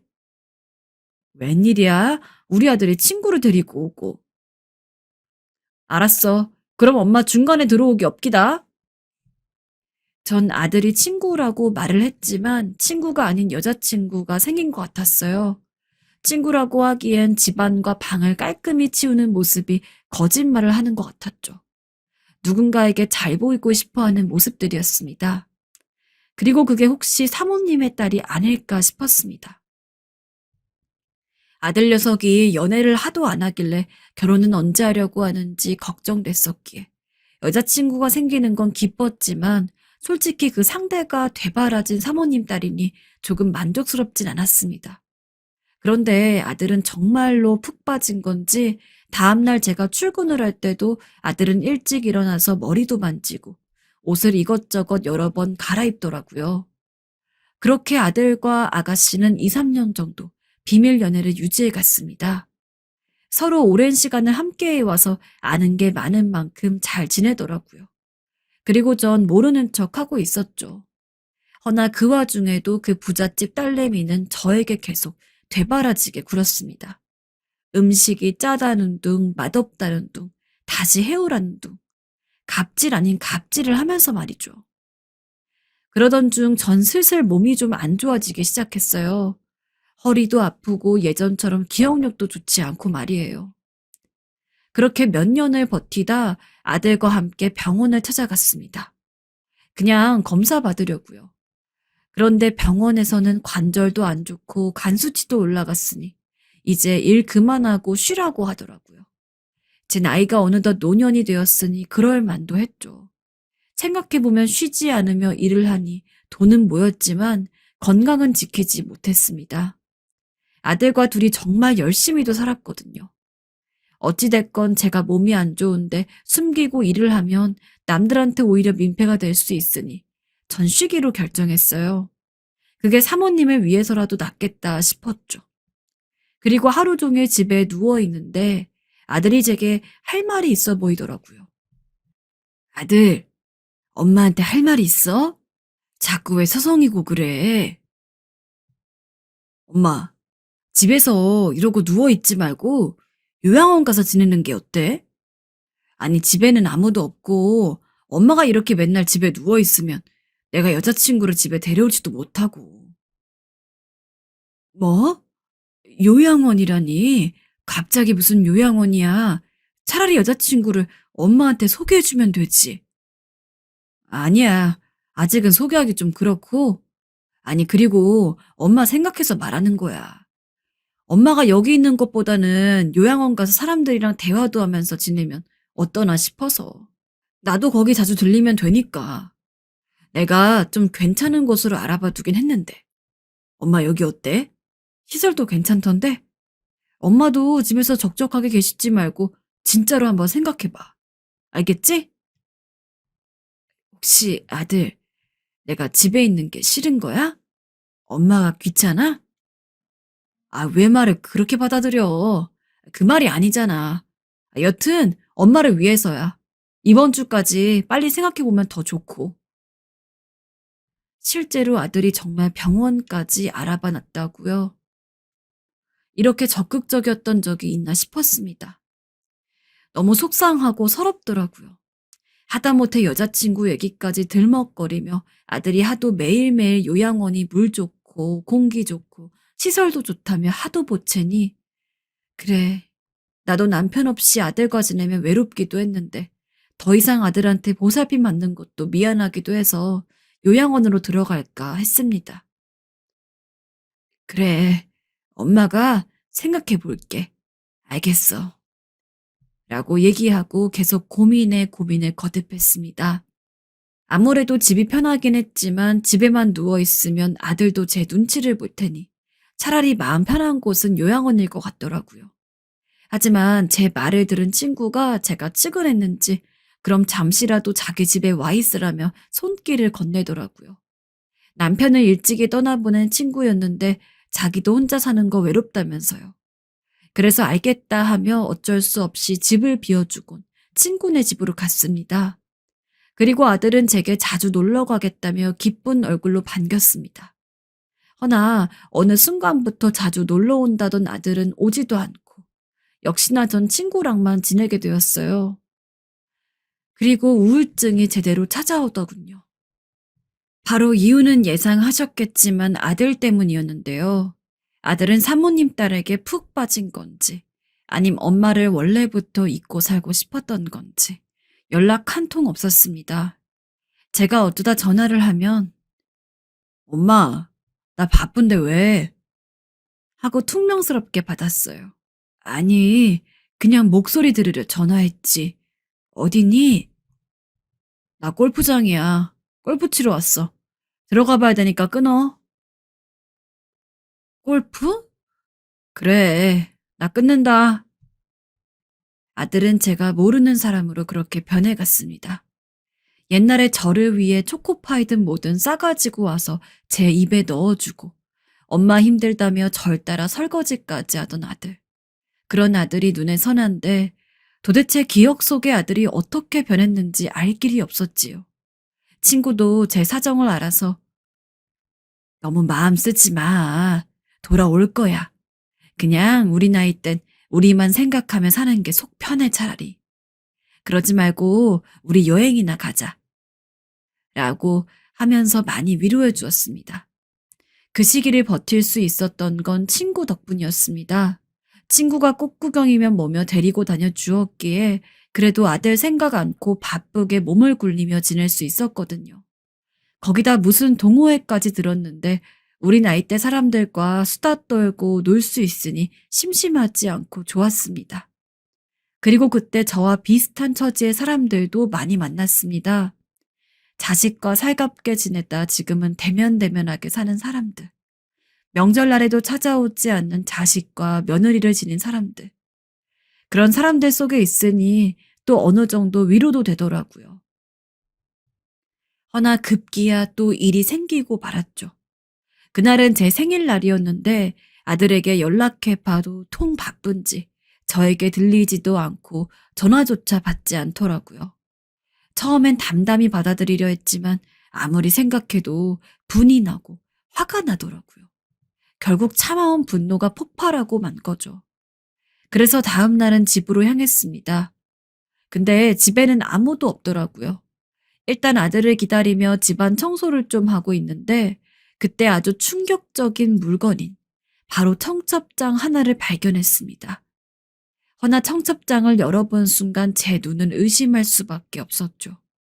아들 이름과 여자 이름은 김유정, 부잣집 아가씨 이름인 거예요. 아들 이름이 쓰여 있는 것만으로도 충격이었습니다. 아무리 그래도 그렇지. 내가 그렇게 희생하며 키운 아들이 설마 나 몰래 결혼식을 한다고? 믿기지가 않았습니다.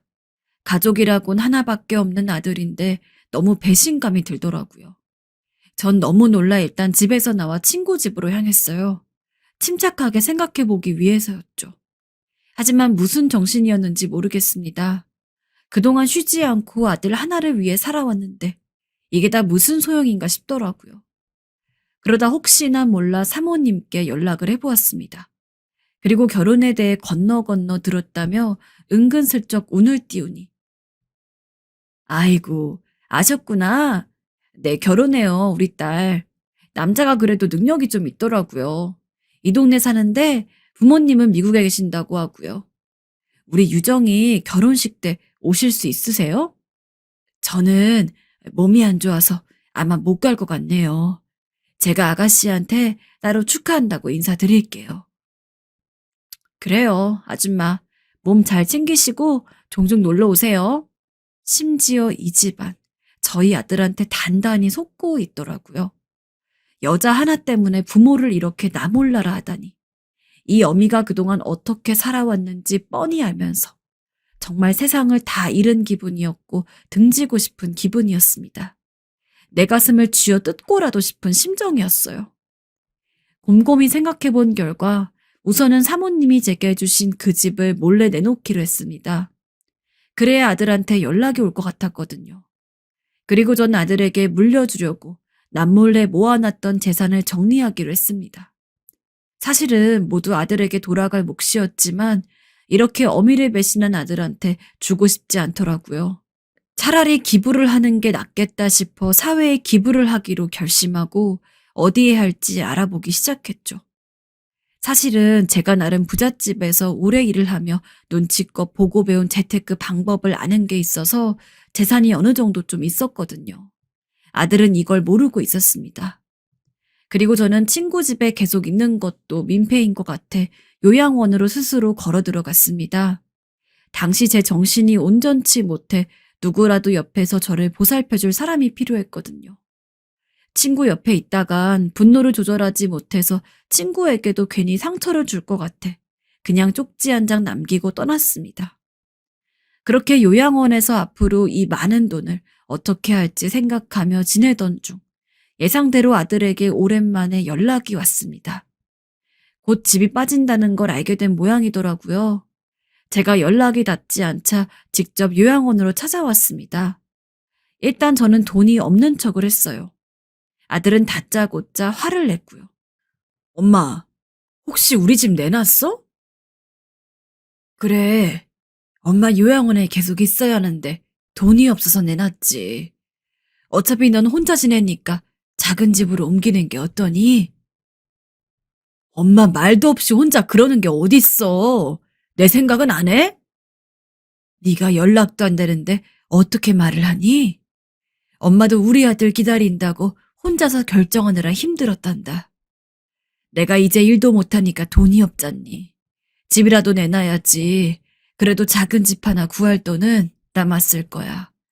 너 혼자 살 건데 그 큰 집이 뭐가 필요하겠어. 안 그래, 아들? 아, 엄마 진짜 도움이 하나도 안 돼. 큰 집에서 살다가 작은 집에서 어떻게 살으라고? 쪽팔리게. 엄마, 내가 그런 곳에서 살았으면 좋겠어? 그랬으면 좋겠냐고. 엄만 이런 호화스러운 요양원에서 살고. 아, 말을 말자. 됐다. 내가 노인네 데리고 뭔 말을 하는 거야. 아들은 마치 자기가 무슨 일을 당한 마냥 길길이 날뛰었어요. 자기 몰래 집을 팔았다면서 엄마는 엄마도 아니라나 뭐라나 하면서 말이죠. 전 입을 굳게 다물고 창밖만 바라보았습니다. 제가 그런 태도를 일관하자 그렇게 아들은 혼자 소리를 버럭버럭 지르더니 요양원을 나가버렸습니다. 저와 사랑하는 남편이 낳은 우리 아들이, 저한테 효도한다던 아들이 저런 모습이 돼버린 게 참 한스러웠습니다. 허나 먼저 떠난 사랑하는 남편을 위해서라도 전 무너질 수 없었습니다. 하늘에서 다 보고 있을 텐데 제가 무너지면 남편이 더 슬퍼할 테니까 말이죠. 전 갈 때 가더라도 아들 녀석을 된통 혼내줄 방법이 뭐가 있을까? 방법들을 찾아야만 했습니다. 이것 또한 저의 교육 방식이라면 교육 방식이에요. 사필귀정, 인과응보. 모든 것은 다 되돌아오는 법이죠. 죄는 정당하게 벌을 받아야 하고요. 그래서 저는 아들의 결혼식에 가기로 마음먹었습니다. 솔직히 이 결심을 하기 전까진 시간이 많이 걸렸습니다. 괜한 짓인 것 같기도 하고 나이 먹고 이러는 게 웃긴 것 같기도 했습니다. 허나 역시나 결정은 그쪽으로 기울였고 그렇게 시간이 흘러 결혼식 당일이 되었어요. 청첩장도 제 손에 있으니 당당하게 가려 했습니다. 다만 제가 스트레스를 받으니 건강이 더 안 좋아지더라고요. 그래서 거동이 불편한 상황이라 돈을 써서 개인 간병인을 붙여 그 간병인과 함께 결혼식장으로 향했습니다. 화려하게 입장하는 아들과 며느리를 보니 별 생각이 다 들었지만 치미는 눈물을 꾹 참았습니다. 거기다 충격적인 건 배우라도 섭외했는지 아들의 어머니, 아버지 역할을 하는 사람이 앉아있더군요. 참 말이 안 나왔습니다. 온화하게 웃으며 손수건으로 눈물까지 찢고 있는데 진짜 어미는 여기 두고 도대체 이게 무슨 일인 건지 정신이 혼미해질 지경이었어요. 그때 당장이라도 집에 돌아갈까 했습니다. 옆에서 간병인이 걱정하긴 했지만 제게 달성해야 할 목적 하나를 위해 겨우겨우 버텨내었습니다. 그리고 때마침 식사가 시작되자 멀리서 아들과 아가씨가 보이더군요. 순간 아찔해졌지만 간병인의 부축을 받으며 겨우 참아냈습니다. 전 당당하게 아들 앞으로 갔죠. 부잣집 딸 아가씨는 아무것도 모르고 실실거렸습니다. 어머, 아줌마, 오랜만이시네요. 저희 엄마한테 소식 듣고 오셨구나? 잘 오셨어요. 아, 그리고 제 남편 아줌마가 소개해준 과외 선생님이에요. 저희 잘 됐죠? 다 아줌마 덕분이에요. 감사해요, 아줌마. 아니, 여길 어떻게...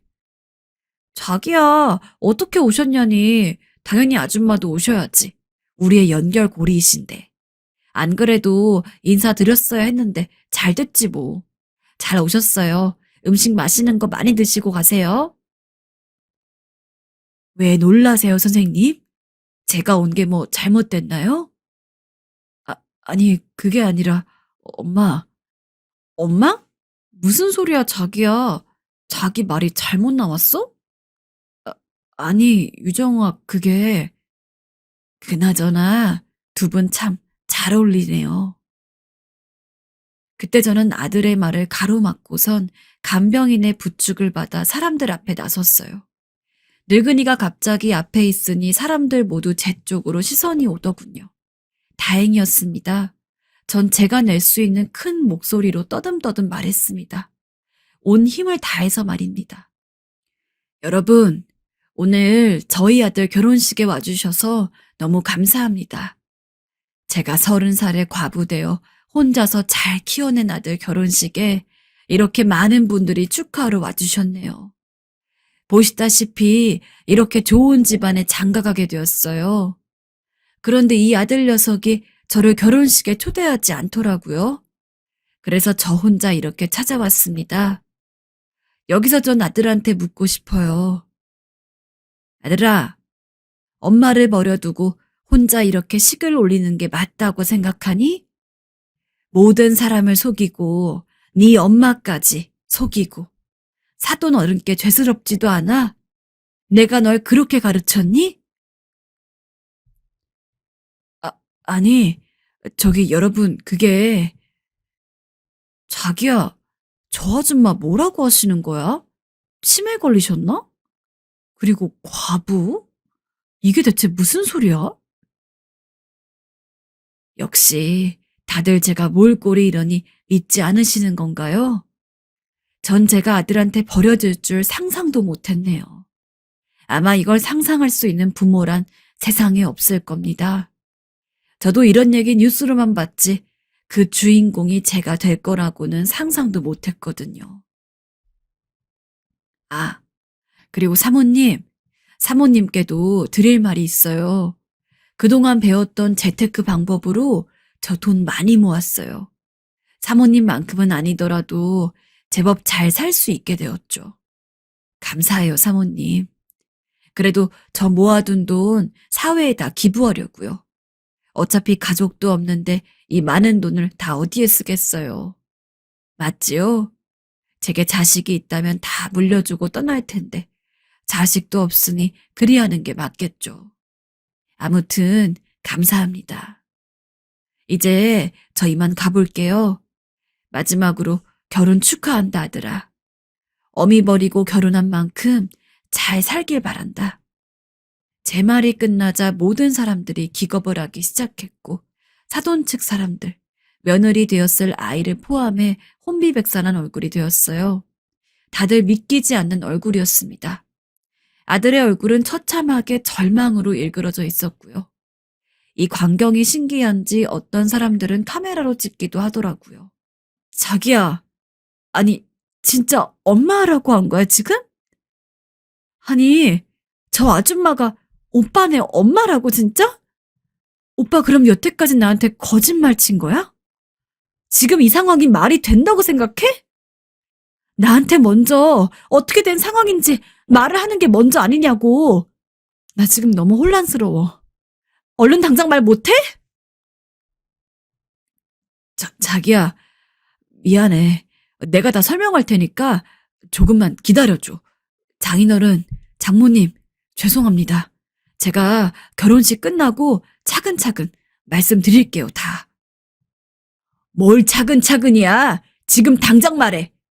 자네 저 말이 다 사실이면 지금 이거 사기 결혼이야. 그리고 전 개판이 난 결혼식장을 유유히 떠났습니다. 근데 참 아들놈도 모질긴 모질더군요. 끝까지 불효자 노릇을 하더라고요. 식장을 떠나 택시를 잡으려 하는데 갑자기 헐레벌떡 뛰어오더군요. 그러더니 떠나려는 제 손목을 붙잡고 이러더라고요. 어떻게 엄마가 되어서 자식 결혼을 망칠 수 있냐고 말이죠. 그래서 저도 그랬습니다. 너야말로 어떻게 엄마에게 이럴 수가 있냐고. 부모는 요양원에 집어쳐 넣으려 하고 너 혼자 잘 살 궁리만 할 수 있냐고요. 자식이지만 너무 배신감이 들더라고요. 근데 그 와중에 아들 하는 말이 더 가관이었어요. 제게 정말 돈이 있는 게 맞냐 묻더라고요. 그러면서 그리고 재산이 있으면 날 줘야지. 엄마가 왜 자식이 없어? 내가 여기 있구만. 그 돈을 사회에 기부한다는 게 말이 돼? 당연히 아들 하나뿐인 나한테 다 줘야 하는 거 아니야? 아까 한 말 취소해. 재산은 무조건 내 거야. 참 그 말을 듣고 있는데 할 말이 없었습니다. 그래서 아들놈 딱이라도 올려붙이려다가 관두고 그냥 터덜터덜 나왔어요. 저런 놈한테 따기도 아까울 것 같더라고요. 그 후 저는 요양원에서 나와 그냥 대형 병원 근처에 좋은 집을 얻어 혼자 지내고 있었습니다. 그 많은 돈을 자식한테 물려줄 것도 아니니 그냥 제가 쓸 만큼은 다 쓰고 가려고요. 얼마 남지 않은 인생인데 아껴서 뭐 하겠어요. 그동안 아끼고 산 대가가 이거라면 차라리 남은 일생이라도 펑펑 쓰다가 가기 위해 이것저것 아끼지 않고 먹고 싶은 거 다 먹고 친구도 초대해 좋은 가방도 사주며 다 누리며 살았습니다. 그 이후로 아들 녀석은 어떻게 됐냐고요? 아들 녀석은 저에게 찾아와 빌었습니다. 제발 한 번만 용서해 달라고요. 제게 재산이 있는 걸 확인했으니 그게 탐이 난 거지요. 엄마, 내가 미안해. 근데 진심이 아니었어. 알잖아. 나도 어쩔 수가 없었다고. 내 마음 제발 한 번만 이해해줘. 엄마랑 정말 연 끊을 생각은 아니었다고. 그게 말이 된다 생각하니? 내가 지금 그 말을 믿을 거라 생각해? 전 당연히 귓등으로도 듣지 않고 물 한 동이 부어 쫓아내버렸습니다. 그 후로도 술 먹고 제 문을 두드리면 쳐다도 보지 않고 경찰에 신고해버렸습니다. 그렇게라도 하지 않으면 제 마음이 흔들릴 것 같았거든요. 저 녀석은 내가 사는 집도 좋고 옷도 좋은 거 입고 하니 돈 냄새 맡고 온 거야. 그런 거라고. 그러니 흔들리지 말자. 라고 결심했습니다. 근데 신기하고도 웃긴 건 헤어질 줄 알았던 두 사람이 결혼을 해서 같이 살고 있다는 겁니다. 허나 아들 녀석은 평소에 돈을 모아두지도 않고 다 본인한테 투자해왔기 때문에 돈이 없어서 며느리네 집에서 대릴 사이로 지낸다 하더라고요. 온갖 구박을 들으면서요. 그리고 들리는 소문에 의하면 며느린 자기를 속이고 결혼한 남편을 믿지 못해 맨날 싸운다고 들었어요. 사모님, 아니 사돈은 사기 결혼이라며 이혼시킬 거라고 아주 난리가 난 모양이더라고요. 이혼 당할 만하죠. 저라도 아마 이혼시켰을 거예요. 근데 생각해보면 이상한 점이 한두 가지가 아니었을 텐데도 이걸 확인 한번 해보지도 않고 결혼시키려 했던 사돈도 답답하긴 마찬가지더군요. 여튼 그 이후로는 저도 잘 모르겠습니다. 아들이 어떻게 살고 있든 자식 없다고 생각하고 살 거라서요. 다만 먼저 떠난 저희 남편이 더더욱 생각나는 나날들이네요. 하늘에서 보고 있을 저희 남편. 불쌍해서 어떡하죠? 저라도 행복하게 잘 살았어야 했는데 이런 제 모습 보고 있을 남편을 생각하니 참 가슴이 아프네요. 여러분, 정말 자식 키워봤자 다 소용없다는 말이 이래서 나온 건가요? 이런 일이 정말 흔한 일인가요? 아니면 제가 말도 안 되는 일을 겪은 건가요? 힘들게 살아왔으면 행복이라는 보상이 따라올 줄 알았는데 행복은 제게 욕심이었나 봅니다. 얼마 전 겪은 일이라 아직도 마음이 아프고 힘들지만 저와 같이 아픈 시련을 겪은 다양한 사연들을 들으면서 저도 나름 위로를 받고 싶어서 이렇게 사연을 보내봤어요. 또 요즘은 유튜브를 보다 보면 제 나이 또래 사람들도 1인 방송에 도전해 셀럽이 되기도 하고 그걸 보고 있으면 나도 이제라도 활동적이고 내 삶을 다시 살아볼까 싶더라고요. 100세 시대에 제 삶을 다 놔버리고 포기하기엔 이르다는 생각이 들었어요. 오히려 시련을 겪고 나니 더 그런 생각이 들었나 봐요. 물론 저희같이 늙은 사람들은 옆에서 도와주는 사람이 있어야 하지만 말이에요. 저는 현재 개인 간병인이랑 24시간 같이 지내면서 살고 있어요. 지금 이 글도 간병인이 도와줘서 보내게 되었고요. 살다 보니 세상이 참 많이 발전해서 신기하기만 하네요. 이렇게 컴퓨터를 통해 사람들과 연결되어 있다고 생각하니 그래도 버틸만 합니다. 다만 한 가지 물어보고 싶은 점이 있습니다. 사실 얼마 전 아들이 저를 찾아와서 이런 말을 하더라고요. 엄마, 나 이제 이혼당할 거고 빈털터리 될 거야. 나 어떡해? 이 나이에. 거기다 있잖아. 나 암이래. 네. 바로 아들이 덥석 자기가 암이라고 하더라고요. 그러면서 당장 치료비도 없어 수술도 못 받을 처지고 이제 노숙자가 되어 살 거라 하는데 너무 참담했습니다. 부모 버린 자식이지만 자식이 병에 걸렸다 하니 심장이 그 순간엔 쿵 내려앉더라고요.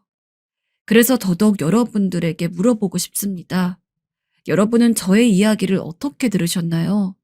절대 아들 녀석을 용서하지 말아야겠죠?